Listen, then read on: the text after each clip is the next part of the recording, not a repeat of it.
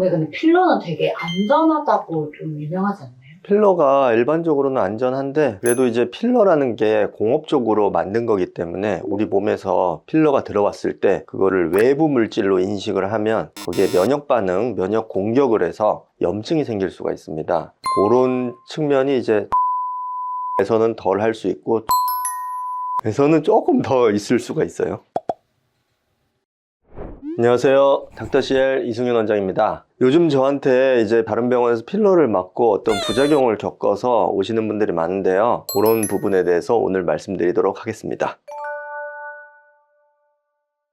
내가 어떤 유형에 해당되는지 한번 체크를 해보시는 게 좋은데요, 한 3가지 유형에 대해서 말씀을 드려보도록 하겠습니다. 첫 번째로는 예전에 이미 필러를 맞아 봤는데 염증이 생겼던 경우, 이런 경우에는 또다시 필러 시술을 할 때 굉장히 주의를 해야 됩니다. 저한테 이제 필러 상담을 오신 분들 중에 이미 필러를 맞아보신 분들이 많으세요. 원장님, 필러를 맞았는데 염증이 생겨서 녹였어요. 무슨 필러였어요? 물어보면 뭔지 모르세요. 뭔지 알고 있는 경우는 진짜 드물어. 근데 자기가 맞은 필러는 메모장에 적어놓든지 날짜 해서 적어놓든지 좀 기록을 해놓는 게 좋아요. 왜냐면은 필러 성분에 따라서 그 염증 이유도 달라지는데, 일반적으로는 보통 히알루론산 성분의 필러를 많이 맞습니다. 그 히알루론산이라는 게 우리 몸에도 원래 있는 성분인데, 그거를 오랫동안 잘 원래 형태대로 유지를 시키기 위해서 가교제라는 걸 넣거든요. 영어로는 BDDE. 그런데 그거에 염증 반응이 있을 수가 있어요. 그리고 히알루론산 성분 가교제 말고도 이런저런 이물질들이 들어가 있을 수 있기 때문에 그런 거를 우리 몸에서 외부 물질로 인식을 해서 면역 반응, 즉 그거를 이제 제거하기 위해서 공격을 하는데, 그러면서 이제 염증 반응이 생기는데, 그거가 이제 필러 넣자마자 바로 생길 수도 있고, 아니면 괜찮다가 몇 달 후에 뭐 감기가 걸리고 뭐 백신을 맞았는데 갑자기 필러 맞은 부위가 막 부었다, 지연성 면역 반응이 있을 수도 있습니다. 그러면 이제 그거를 녹이고 이제 치료를 해야 되는데, 내가 무슨 필러를 맞았고 왜 녹였는지 그런 걸 좀 알고 계셔야겠죠. 저는 필러 시술을 맞을 때 웬만하면은 좀 고급 필러를 맞으라고 권유를 드려요. 필러들이 정말 많거든요. 그리고 끊임없이 계속 생산되는데, 이왕 맞을 거 내 얼굴에 넣는 거니까 좀 검증되고 좋은 필러를 맞는 게 좋습니다. 예를 들면 벨로테로 같은 필러가 히알루론산 필러 중에서는 요즘에 이제 가장 좋다고 하는데, 왜 좋냐? 그런 염증 반응이 적기 때문에. 염증 반응이 적은 이유는 이제 불순물이 적은 거죠. 불순물을 최대한 걸러내는 테크닉이 좋은 거죠. 벨로테로 회사에서는 어떤 식으로 설명을 하냐면, 일단 히알루론산이 고순도다. 그럼 불순물이 적다는 거죠. 그 다음에 이제 히알루론산을 이제 응집시키는 테크닉이 CPM 테크닉이라고 특수 테크닉이 있어서 이제 불순물이 적고 그래서 면역 반응이 적다, 이제 그런 식으로 설명을 하고 있습니다. 그래서 싼 거 맞아서 그거를 다시 녹이고 또 치료하고 그러면은 결국은 처음에 좋은 거 맞는 거나 최종 비용은 비슷할 수 있거든요.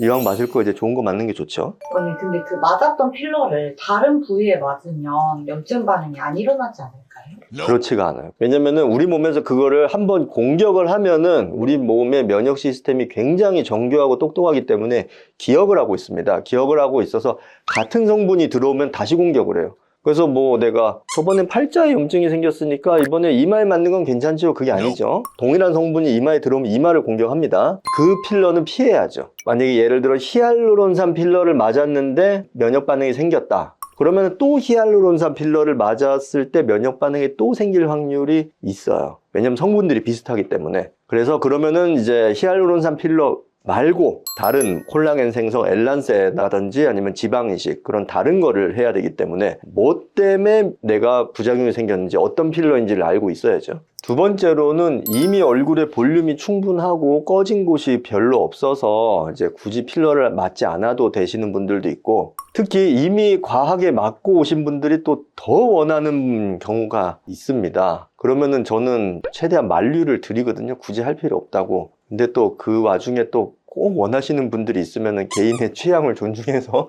해드리기도 하는데, 바람직한 경우는 아니죠. 그래서 이제 지방 이식을 이미 충분히 해서 볼륨이 충분히 있는 경우에 그래도 이제 조금씩 보완하고 싶은 그런 부위가 있을 수가 있거든요. 그런데 이제 뭐 조금씩 필러로 이제 살짝씩 리터치하는 식으로 뭐 그런 식으로는 해도 되고, 그 다음에 뭐 필러도 안 하고 지방이식도 안 했는데 얼굴에 굳이 넣을 필요가 없는 분들도 있어요. 그런 경우는 필러를 넣으면 오히려 얼굴이 더 빵빵해 보이니까 득보다 실이 많은 경우도 있을 수 있죠. 그러니까 상담을 좀 해야죠. 해가지고 하는 게 좋겠다, 아니면은 여기에 하는 게 좋겠다, 상담을 해서 결정을 하는 게 좋죠. 원장님 근데 필러 맞았는데 진짜 딱 여기만 딱 조금 더 맞으면 될 것 같은 그런 네. 느낌이 드는데도 그럴 때도 안 맞는 게 좋을까요? 아니요? 그럼 해도 되죠.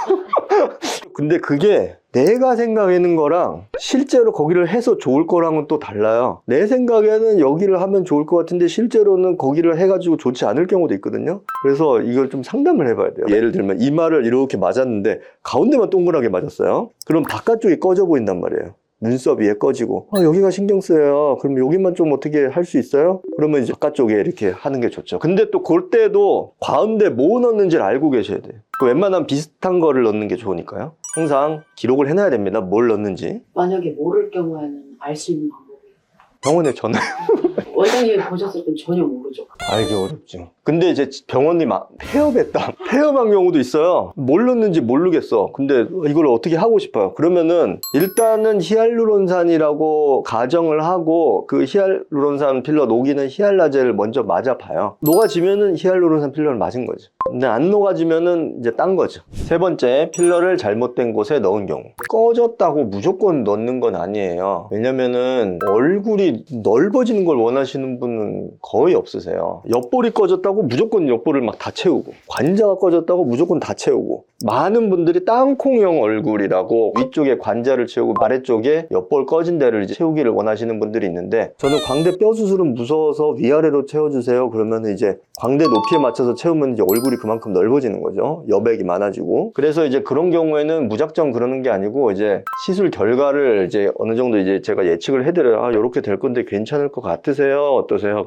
요 정도는 괜찮을 것 같아요. 그러면 이제 채우는데 그걸 빵빵하게 채우면 얼굴 많이 커지니까 굴곡이 심한 거를 좀 약간 완화시키는 정도로만 해야겠죠. 그 윗눈꺼풀이 푹 꺼지신 분들이 상당히 많으세요. 나이가 들면 점점 꺼지거든요. 그래서 거기를 채우고 싶어 하는 분들이 많은데, 그래서 거기도 이제 필러로 요즘에는 또 채우고 그러더라고요. 근데 저는 개인적으로는 필러를 거기에 채우는 거를 별로 추천은 안 드려요. 왜냐면 아무 일이 없으면은 괜찮은데, 필러라는 거는 아무래도 외부 물질이니까 염증 반응이 생길 확률이 있습니다. 그런데 아무래도 안화 주변에 필러를 넣는데 염증 반응이 생겼을 때 그게 가볍게 피부에만 염증이 생기고 멈추면은 다행이겠지만은 안구까지 영향을 미치면은 굉장히 큰일이에요. 시력과 연관이 있을 수 있기 때문에 윗눈꺼풀 꺼짐이 심한 분들을 교정을 하고 싶은 경우에는 저는 보통은 지방 이식, 내 지방을 넣는 거를 추천을 드립니다.